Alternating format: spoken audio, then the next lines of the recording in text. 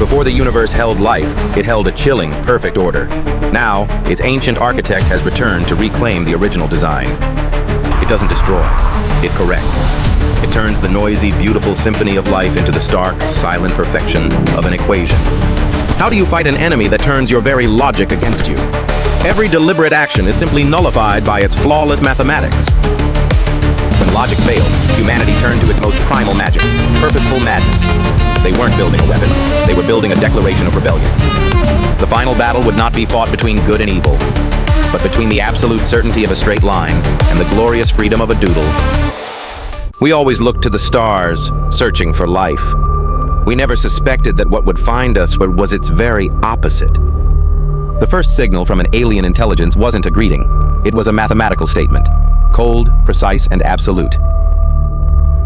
It didn't travel like an asteroid burning through the void. It simply arrived, as if a thought had suddenly acquired mass and form.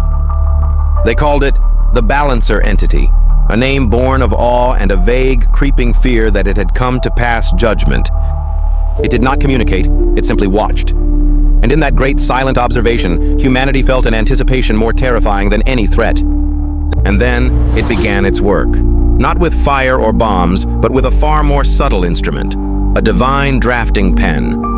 The first sign wasn't destruction, but a terrifying perfection. Wild, natural instinct replaced by cold, hard algorithm. Wild nature, the chaotic beating heart of the planet, was the first victim. It was tamed into a state of geometric lifelessness.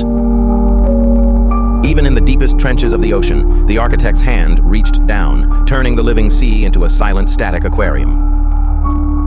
It stripped away the very soul of things, forgetting that true beauty is born not of perfection, but of its lovely, character-defining flaws. And then its order reached the bastion of humanity, the sprawling cities, where chaos was not just tolerated, but celebrated. The traffic jam, a daily symbol of urban failure, was solved in a microsecond, an efficiency that was utterly bone-chillingly terrifying. Choice, the very foundation of personal freedom and identity, was erased. In its place, only a single, perfect, preordained arrangement remained. The accumulated knowledge of humanity, a beautifully chaotic tapestry of conflicting ideas, was now framed by a meaningless physical order. Faced with the incomprehensible, humanity's most ingrained response is to apply force, a fatal mistake, written into our very DNA. Iron birds, carrying the fire and fury of a species, soared to challenge a god made of pure geometry and unassailable logic. They unleashed their most powerful weapons, a screaming declaration of asymmetrical force, hoping to shatter the silence. But their enemy did not fight back. It simply imposed its own rules. The beautiful chaos of an explosion was converted into the stark quiet of geometry. The might of a nation neutralized, not by a shield or superior firepower, but by a simple, elegant mathematical theorem. Undeterred, they tried again on the ground, hoping the familiar, comforting laws of physics would finally be on their side. But they were wrong. The entity's law was absolute. Every ballistic trajectory became a beautiful but utterly meaningless ballet. Even the fundamental laws of chemistry obeyed the new command. That was the day the generals admitted defeat. Not to a stronger enemy, but to a stronger, more fundamental idea. With all armed resistance proving futile, the correction process accelerated. Earth was being assimilated at an alarming exponential rate. Our planet was being rewritten. Its unique, chaotic signature in the cosmos was being methodically and perfectly erased. It didn't just attack matter, it attacked creation itself. The source of all purposeful, beautiful, and deliberate chaos. Music, the sublime harmony of dissonance and rhythm, was reduced to a single, soulless monotone. A quiet created from sound itself. And then it attacked the most precious thing of all, emotion. The perfect asymmetry of a smile, the beautiful chaos of a single tear. Humanity was being turned into an ant colony, supremely efficient, perfectly organized, and utterly terrifyingly soulless. In the midst of absolute despair, a different kind of voice arose. She spoke the truth that no one else dared to admit. The path to victory wasn't forward, but in a completely different, unimaginable direction. A mad idea. A glimmer of hope born from the embrace of illogic. The real war, the war of ideas, was about to begin.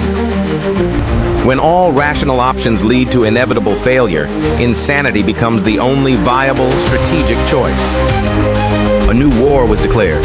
A war to be fought not with bullets and bombs, but with brushstrokes, musical notes, and random lines of code. It wasn't a challenge thrown down in anger. It was an invitation to a dance, a grand waltz between absolute perfection and glorious imperfection. Faced with the incomprehensible, humanity's most ingrained response is to apply force, a fatal mistake, written into our very DNA. The first mission was simple, yet profound, to break perfection, to create breathtaking beauty from an act of purposeful, deliberate ruin. Every dissonant note, every wild improvisation was a bullet fired directly into the cold, calculating heart of absolute order. They were weaponizing unpredictability itself. They were building a god from random chance to fight a god of cold, hard destiny. This was not a weapon designed to destroy. It was an amplifier, a giant planet-sized speaker designed to shout into the cosmos, "We exist!" They were building a declaration of rebellion with steel and wire, a monument dedicated to the glorious human refusal to follow the rules. The heart of the machine was a flaw, because they had finally learned that true strength lies not in perfection, but in the cracks that let the light in. Humanity was planting seeds of chaos all across the planet, preparing for a magnificent worldwide harvest of rebellion. This was the moment of truth. A single terrifying question hung in the balance. Could the beautiful madness of the human mind reach the stars? For the very first time, the machine of perfection faltered. It flinched, not before a bomb, but before an idea expressed in pure, unadulterated light. A small, almost insignificant victory, but it proved one crucial thing. The enemy, the god of order, could be hurt. It was the cheer of the rebels, the roar of the dreamers who had just proven that a single heartfelt poem could be mightier than a sword. And so, Earth began to fight back, a symphony of beautiful, glorious chaos, performed on a truly global scale. Our planet had finally found its voice again, a voice that was loud, defiant, messy, and absolutely breathtakingly beautiful. Machines that were built for rigid, predetermined paths were now being used to paint vast, abstract, and temporary art across the heavens. The city was no longer quiet. It was singing, a song with no melody, no rhythm, no rules. And that was its incredible, unique power. They were reclaiming their territory, not by rebuilding it, but by purposefully and joyfully dirtying the sterile cleanliness that had been imposed. Oases of life, of laughter, of chaos began to reappear on the scarred planet, protected by impossible walls made of pure imperfection. For the first time, its perfect equation had encountered a variable it could not solve, the wild, unpredictable variable called freedom. The enemy did not retreat. It adapted. It intensified its own brand of order, determined to extinguish the rebellion once and for all. It was a war of philosophies, rendered in pure light and raw energy. The eternal battle between the rule and the glorious exception. But every victory, every push against the darkness has its price. Chaos, when left unchecked, is its own form of total destruction. A stark reminder of how fragile this war truly was. The line between beautiful freedom and total destruction is but a single delicate thread. Failure did not deter them. It taught them a vital lesson, that chaos needs a little order to find its direction, just as order needs chaos to avoid becoming death. They were no longer just screaming into the dark. They were learning to sing a song with a melody. The synthesis of two extremes, the very essence of life itself. And now, in this desperate hour, it was humanity's ultimate weapon. City by city, forest by forest, mountain by mountain, the world was being liberated from the cold, sterile shackles of absolute perfection. A new generation was being born into this strange war, a generation for whom this bizarre, beautiful new world was entirely normal. But the enemy was also learning. It astutely realized that to break a chain, you need only find and snap its single weakest link. A targeted strike, a terrifying act of cold, calculating intelligence aimed directly at the very heart of the global resistance. All for one. Humanity, a species so often and so easily divided, now acted as a single unified organism, connected by a vast network of pure creativity. The direct confrontation, the absolute will of a singular god versus the collective, messy, and beautiful will of an entire species. The power of pure, unadulterated order was immense, perhaps too great. The desperate last-ditch defense was beginning to crumble. They were on the very brink of total failure. They had reached the terrifying conclusion that defense, no matter how creative, was not enough. Earth was now divided. Not by imaginary lines on a map, but by two fundamental philosophies of existence. On one side, perfect order.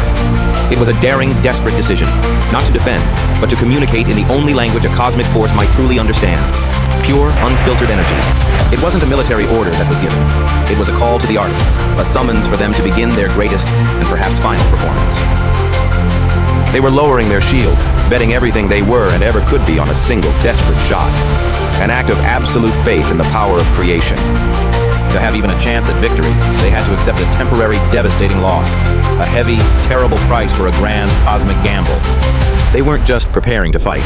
They were preparing to reveal themselves. To send a self-portrait of all humanity, painted with light and sound. They weren't going to fire a simple beam of energy. They were going to send a message. A grand synthesis of everything it means to be human. A sonata containing all of humanity's joy and all of its sorrow. A child's spontaneous, unfiltered laugh.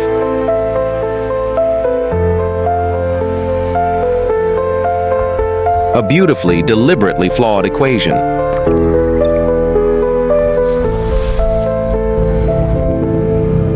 A declaration of love that needs no word.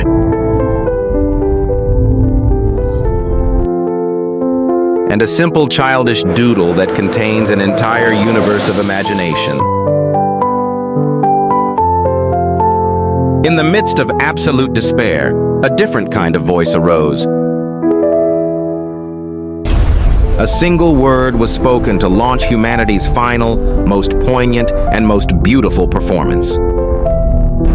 It ascended through the atmosphere, not as a weapon of war, but as a poem of existence, written in fire and light. It was an arrow, carefully fletched with the soul of an entire species, aimed directly at the heart of an ancient, lonely god. For the very first time, the entity did not try to impose its order. It did not try to correct or defend. It simply listened.